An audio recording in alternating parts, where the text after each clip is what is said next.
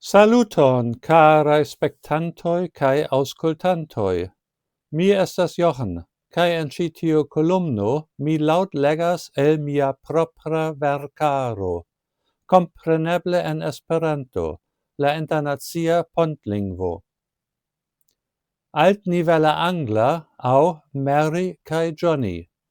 Am raconto en 5 chapitroi, presentita en 10 partoi. Hodiaŭ vi audas la unuan parton. Angla laborkomunumo. Do, kion vi atingas? Demandas la samklasanoj de Maria, kiam ŝi revenas de la oficejo de la lernejestro. Estas dense ligita tiu grupeto de studentoj de la gimnazio studante cune en la matematica branĉo kaj en la latina lingvoklaso rilate al la dua fremda lingvo.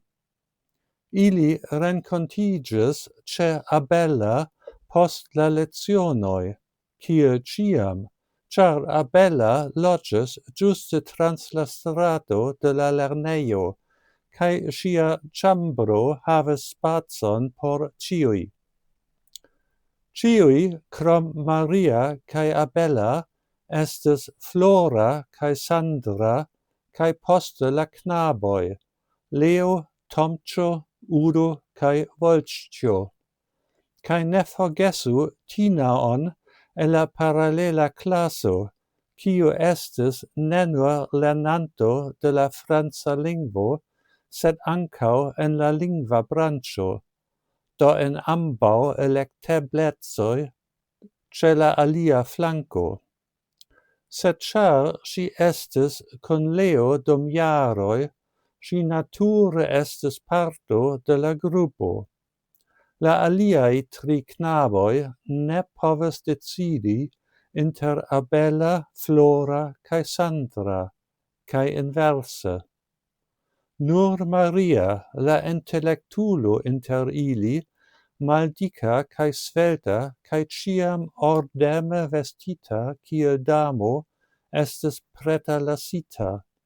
Sed compreneble ŝi estis parto de la grupo, eĉ se ŝi ne partoprenis en multaj el la aventuroj, pro la malpermeso gepatra.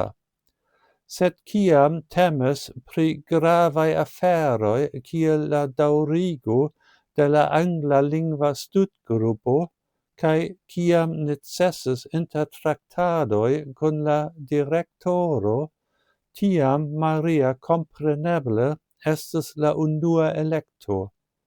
Neniu alia povis paroli al plenkreskuloj tiel konvinke kiel ŝi, kvankam ŝi estis la plej juna el ili, tamen el la sama aĝogrupo. La anglalingva studgrupo ankaŭ estis ĉefe la ideo de Maria. Estis tiel lastjare, kiam ili ankoraŭ estis en la 11. lerneja jaro. La lecionoj en la angla estis ekster de la faka katalogo por la matematikistoj, kaj iel ĉiuj sentis, ke tiu manko estis sufiĉe maljusta, ĉar finfine la angla estis esenca precipe por aspirantaj natursciencistoj. Do ili starigis anglalingvan studgrupon kaj ofertis 2 duoblajn lecionojn posttagmeze por ĝi.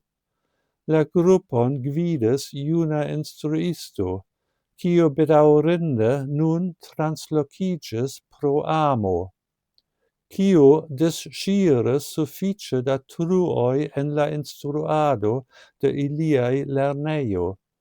Maria, la batalanto en la fronto, nun raportis pri sia lasta batalo kun la lernejestro. Do esence la lernejestro komprenis ĉiujn niajn postulojn, cae li ancau volonte daure provisas al ni clasĉambron. Maria comences. Tiom da bonai novaĵoj.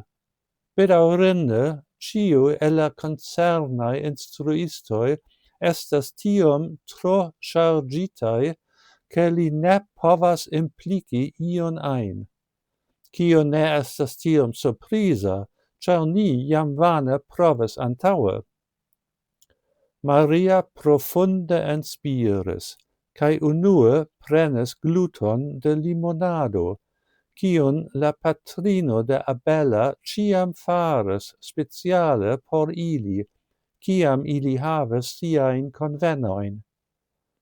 Jen do alia puncto, kiu parolis favore alla ĉambro de Abela kiel ĉefsidejo. Nur kiam la strecigio fariĝis preskaŭ neeltenebla, Maria daŭrigis.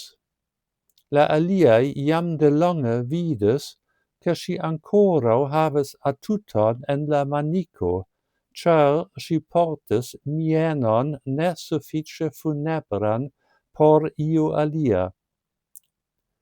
Sed vi ja konas nian lernejestron. Li ciam provas helpi iel.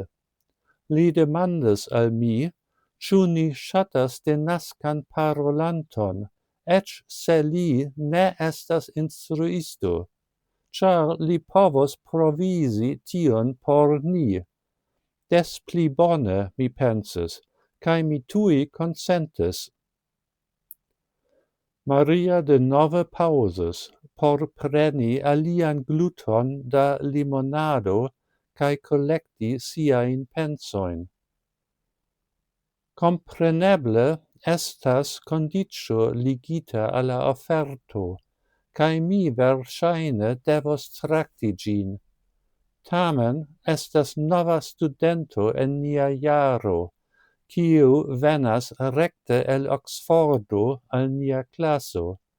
Li certe kapablos instrui al ni la anglan lingvon perfekte, kaj li ankaŭ havos tempon por tio, sed li ŝatus, ke unu el ni dediĉu la saman kvanton da tempo al li, por ke li povu adaptiĝi ĉi tie pli rapide. Tio verŝajne signifas instrui al li la germanan, por ke li povu sekvi la lecionojn. Bone, jen ĉiu por hodiaŭ. Daŭrigo sekvas, eble venontan sabaton. Dankon pro via pacienco, kaj ĝis la revido. Kaj ne forgesu, abonu mian kanalon, por ke vi ne maltrafu mian venontan filmeton. Ĝis!